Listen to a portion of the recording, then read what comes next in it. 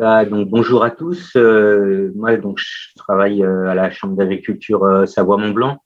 Je suis conseiller en arboriculture, essentiellement sur pommes et poires. Donc, nous, on a eu en fait, on a été pris de court par d'énormes dégâts en 2019 sur poirier, là, sur le bassin chambérien.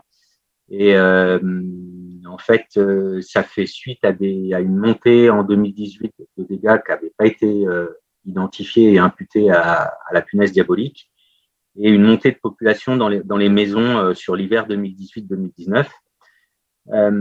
Donc, on a alerté l'ANSES et puis on s'est fait en fait aider par le Conseil Savoie-Mont-Blanc, qui est en fait le Conseil général des deux départements réunis, pour organiser un réseau de piégeage sur 2020 et tester différentes choses et confirmer la présence donc sur tous les bassins de production des deux départements et étudier le cycle biologique de la punaise en Savoie et en Savoie. Et à côté de ça, on a donc rejoint, Bertrand vous en parlait, le projet support pour aussi tester l'efficacité des filets paragrèles et mettre en commun les résultats de piégeage, bref, faire le lien entre les différents projets. Pour parler de piégeage, il me semble ultra important de se demander en fait quel est l'objectif du piégeage. Pour la punaise diabolique, en fait, voyez, nous, ça a été d'identifier sa présence dans des secteurs encore non concernés, puisqu'elle avait explosé que sur le bassin chambérien. Maintenant, on est convaincu aussi, alors que le frappage est une très très bonne solution, mais bon, pourquoi pas le piégeage pour détecter le premier individu qui sort des maisons et qui rejoindrait le verger. Et donc, si on détecte le premier individu, ça nous permet, vu l'efficacité des filets insect-proof, de fermer les filets au bon moment, de caractériser son cycle biologique pour éventuellement positionner une protection chimique, puisque la protection chimique marche essentiellement sur les jeunes larves et pas sur les vieilles larves. Donc, du coup, on a besoin d'identifier précisément les moments où la jeune larve est en verger. Caractériser le cycle biologique, ça peut aussi permettre de valider un modèle, donc de développer des outils d'aide à la décision. Le piégeage pourrait aussi être un moyen de lutte si on réalise un piégeage massif. Voilà. Donc, en fonction de l'objectif, c'est intéressant de se demander quel piège le piège plus phéromone utilisé, parce qu'à mon avis, le piège le plus efficace n'est pas forcément toujours le plus adapté, et quel niveau d'efficacité on souhaite en fonction de l'objectif. Voilà. Donc, dans les différents pièges qu'on peut trouver sur le marché, il y a des pièges englués et des pièges à ailettes. Le piège englué, le plus commun, est le sticky trap de la société Tressé, qui est aussi distribuée en France par la société Andermatt.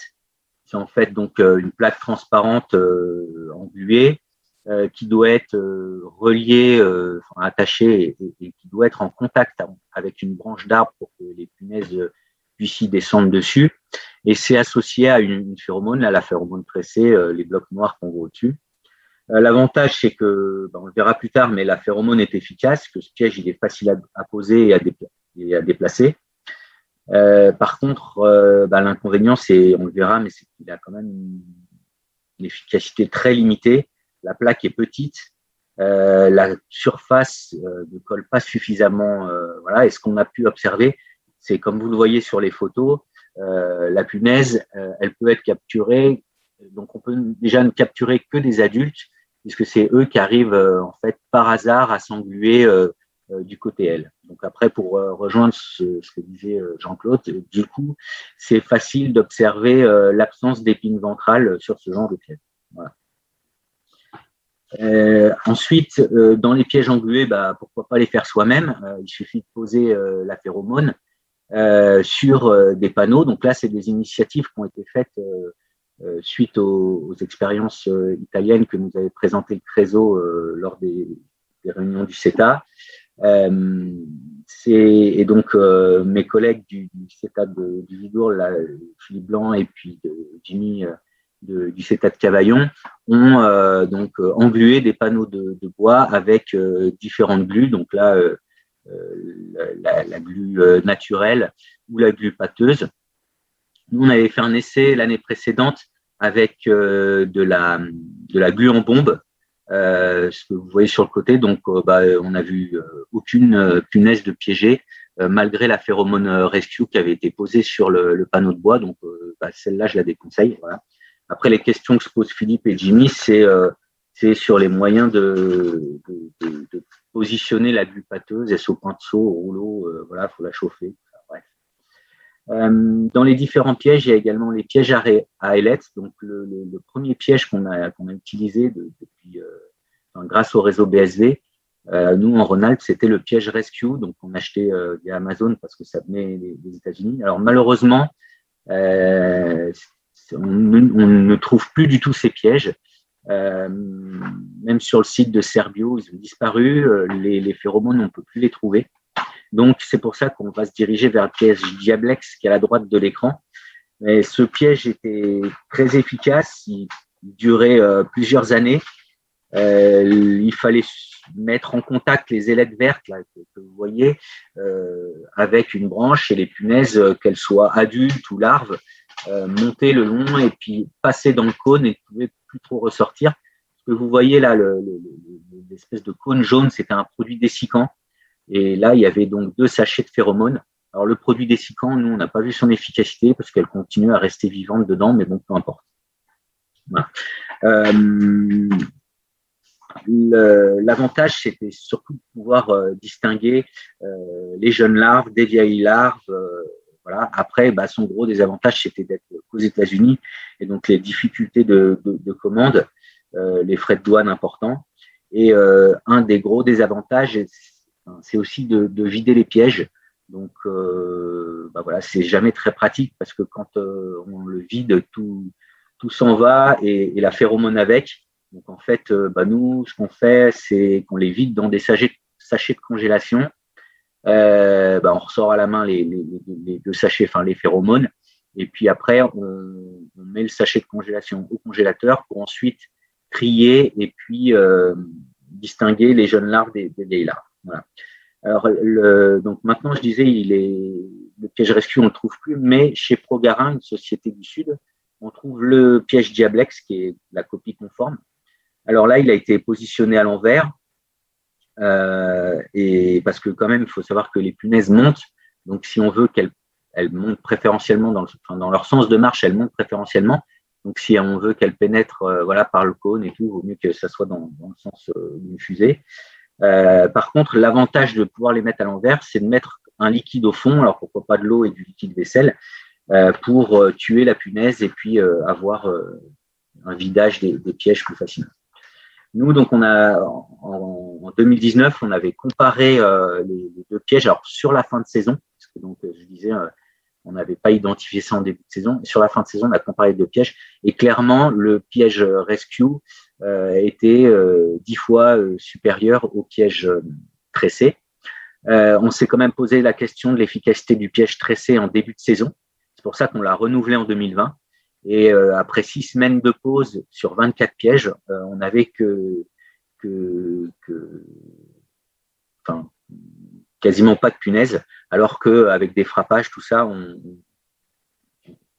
elle était observée en verger. Par contre, ce qui est très rassurant, c'est que quand on faisait les frappages, autour de ces pièges, on en trouvait beaucoup plus qu'ailleurs, donc la phéromone fonctionne.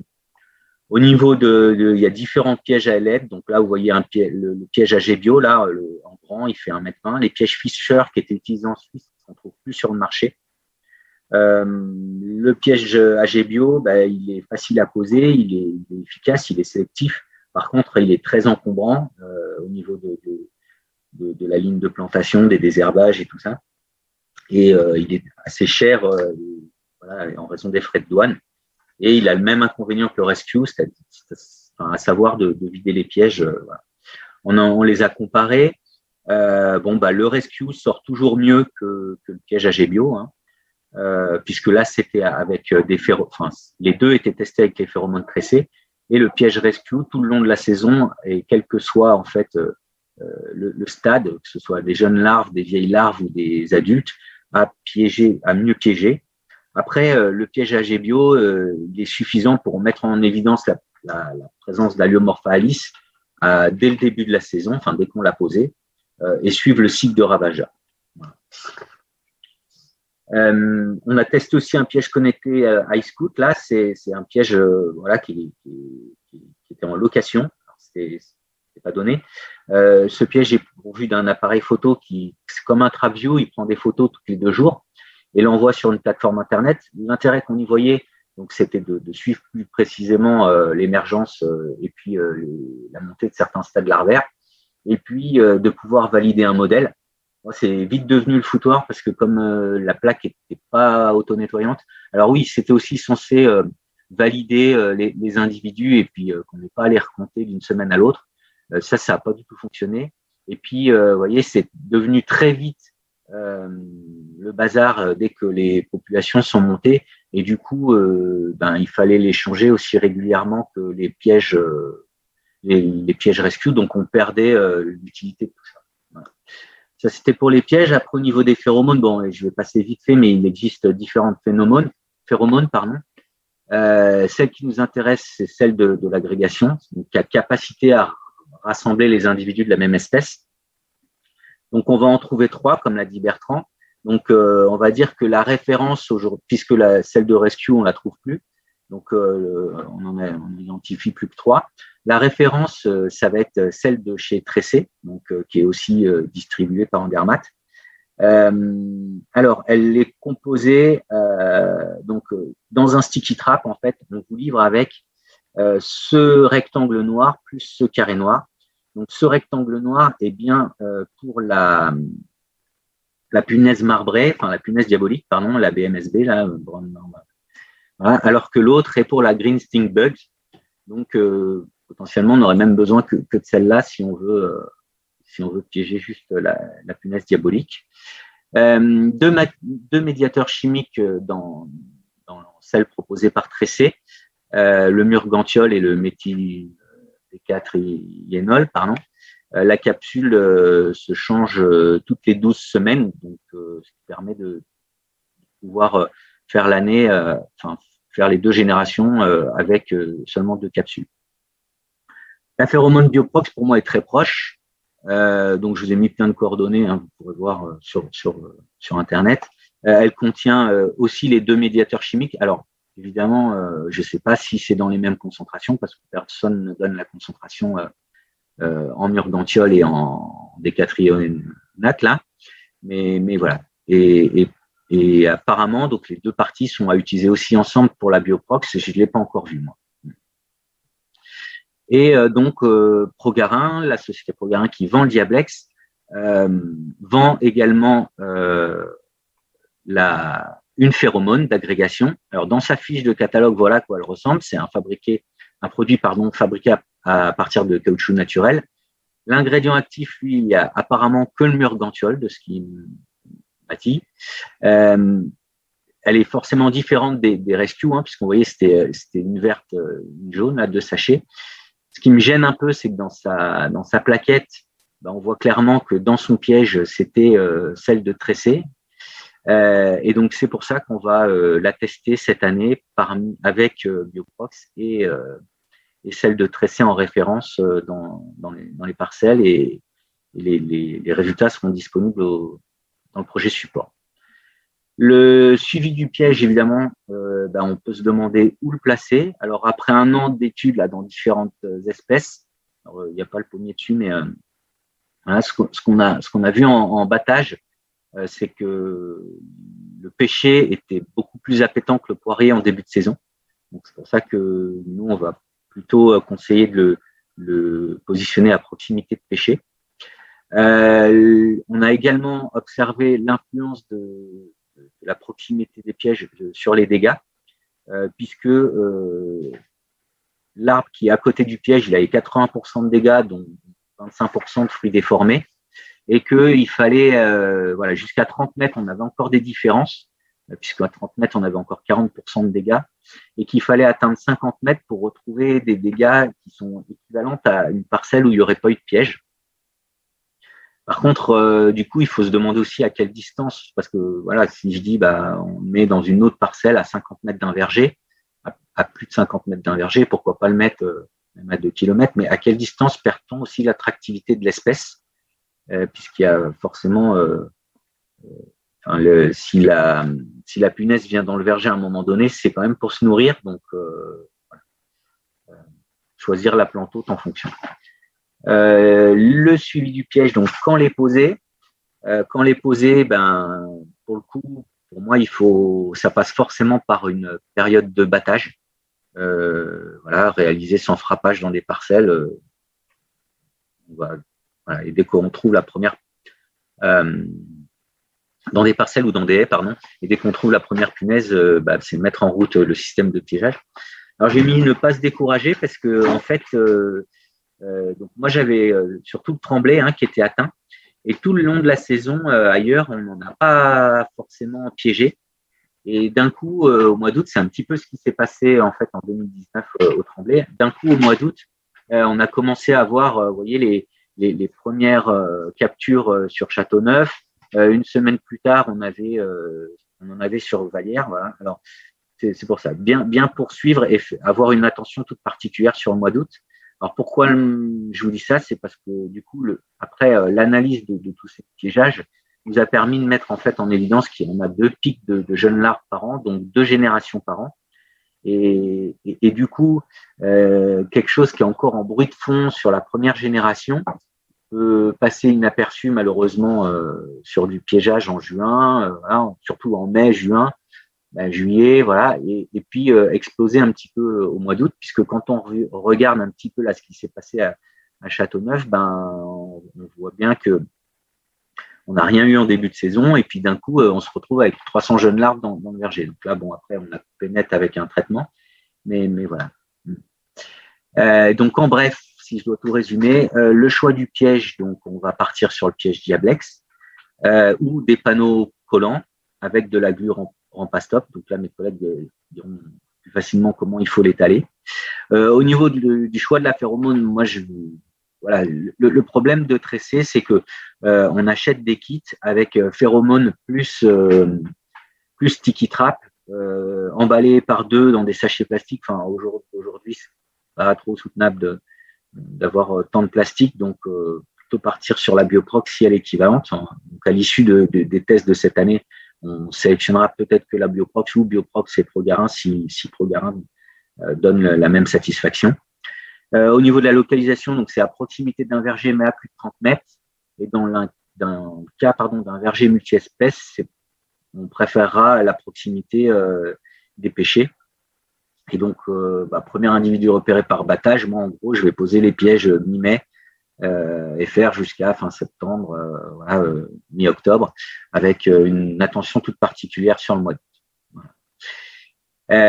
Alors pour aller plus loin, donc ça, c'est des choses dont je parle plus pour les systèmes de recherche. La phéromone, c'est bien, et ce qui sera vraiment intéressant pour affiner en fait le piégeage, ça sera, de ce que j'en ai compris, ça sera d'ajouter de la vibration en fait parce que le piégeage permet d'avoir, la phéromone d'agrégation permet d'attirer approximativement la punaise. Par contre, la vibration rajoutera des choses pour venir faire du piégeage plus précis, et dans le cadre d'un piégeage massif, ça semblera encore mieux. Et donc là, je mets toujours cette diapo pour que les centres de recherche regardent de plus près ce piège développé en Italie. Voilà. Et donc ma dernière diapo, et je conclurai là-dessus, donc c'est le réseau de piégeage national qui est organisé un petit peu par la Fédération des fruits et légumes d'Occitanie. Ils ont déposé un projet régional de valorisation au niveau de la région Occitanie pour mettre en place et coordonner ce réseau national. Leur objectif principal, c'est de centraliser en fait données de piégeage. Et moi, le grand intérêt de ça, c'est parce qu'on est tous très spécialistes, on a tous une espèce, la prune, le kiwi, la noisette, la pomme poire, les fruits à noyaux. Et souvent, on manque d'une vision multi-espèces. Et je pense que ce genre d'outil permettra de se dire, bah tiens, elle est d'abord là ou d'abord là. Enfin voilà. Et c'est ce que nous permettra, à mon avis, le projet de la Fédération des fruits et légumes d'Occitanie. Et ils souhaitent proposer une application Internet de saisie des données de piégeage et du coup capitaliser et valoriser en fait tout le travail qu'on va tous faire et nous proposer un webinaire annuel pour restitution et échange. Et du coup, je vais te relaisser la parole, Raphaël, pour détailler un peu tout ça. Voilà, merci beaucoup. Merci beaucoup, Nicolas. Moi, je vais passer la parole aussi à Philippe qui va venir compléter. Philippe qui est un local de l'étape. Et je me disais, mais si tous ces réseaux de piégeage se mettent en place, etc., est-ce qu'on envoie tout ça à Alexandre il va récupérer dans son bureau des piles de boîtes de punaises, ça va être assez monstrueux. Enfin, il nous dira s'il veut tout récupérer chez lui. Je passe la parole à Philippe pour compléter, pour parler du réseau et puis de ce projet. Bonjour à tous. Donc, j'ai été invité à vous évoquer ce qui va être mis en place au niveau des régions, enfin, en tout cas du département 34 et 30, mais peut-être, je pense, un peu plus large aussi. Et je vais reprendre un peu le fil qu'a évoqué Nicolas, parce que finalement, on s'inspire beaucoup de son expérience antérieure. C'est pas une chance, on va dire, mais voilà, c'est lui qui nous a donné les premières informations et les premières alertes sur la bestiole. Donc, mettre en place des pièges, pourquoi faire? Bon, pour détecter la présence d'individus dans des zones. Alors ça, un peu dans l'urgence, en 2020, on avait bricolé à la fois en Languedoc et puis en Provence par Hugues du Cité de Cavaillon et Jimmy, ces pièges englués avec de la glu qu'on utilise pour lutter contre les forficules en fruits à noyaux. Hein.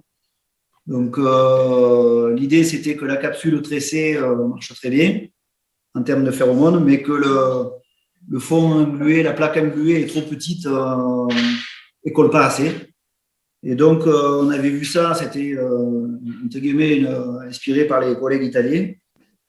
Et donc, on avait, avec Hugues, commandé un certain nombre de capsules et on a mis ces pièges l'automne dernier, ce qui m'a permis, moi, de voir sur les adhérents que j'ai dans l'Hérault que la punaise était présente, malheureusement, dans les vergers à proximité de vergers de pommiers. Quelques pièges ont été mis dans le Gard et pour l'instant, mais plutôt à proximité de vergers de fruits à noyaux. Et on n'avait pas eu de capture sur ces pièges-là. Donc, à la question, la punaise était présente sur nos territoires? Ben oui, voilà. Donc là, on a déjà le fait qu'elle est présente sur le secteur, qu'elle n'a pas, pour le secteur montpelliérain, engendré de dégâts très graves. Il y a eu quand même quelques pommes touchées. On avait même aux entrées de Palox dans les stations des punaises qui ressortaient des Palox. Donc, il y en avait quand même significativement. On était vraiment sur le créneau maturité Granny-Bréburn. Par contre, j'ai un adhérent qui a des vergers à la fois dans le Gard et dans la Drôme. Sur fruits à noyaux, elle est présente sur ces vergers de la Drôme.